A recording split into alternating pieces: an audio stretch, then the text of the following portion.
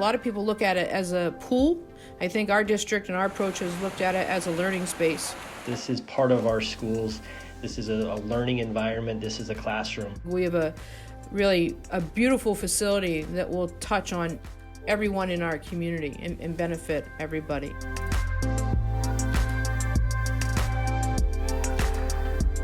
First of all, we wanted to have a large open area. We need to have space for people to kind of comfortably enter the building.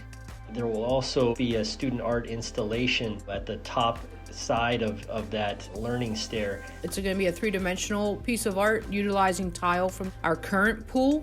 And so we're tying in really the past with the present. We separate the traffic then with competitors and coaches going down the stairs to the locker room area, and the public really enter the pool next to the elevator.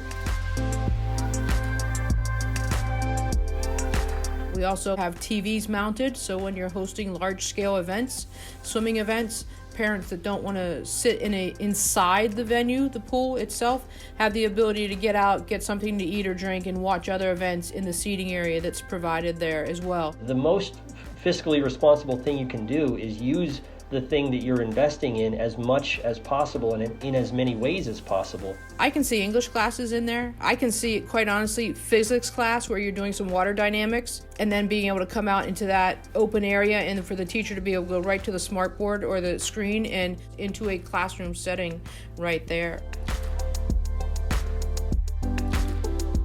We needed to preserve the roadway between the intermediate school and the stadium. There had to be some way to connect it back to the building so that we could safely get students to and from the aquatic center. I think the design of the connector allows us to create an entranceway into our athletic complex. It will be a heavily trafficked walkway, throughway from our upper level or secondary campus down to the lower level. The size of the pool was something that was discussed at length in our community workshops. The larger body of water you have, the more things you can do with it outside of just competitive swimming. You can do first responder search and rescue training. You can do CPR training in that environment. You can have kayaks and paddleboard stand-up yoga.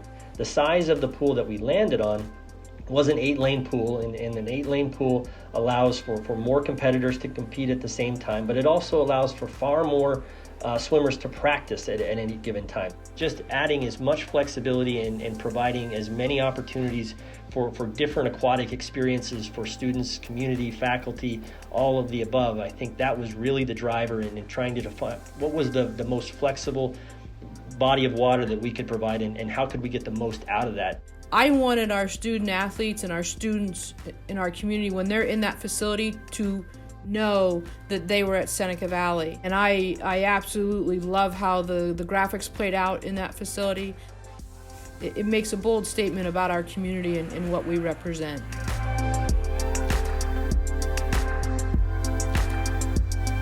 We started to look at our capacity to hold large-scale events and meets.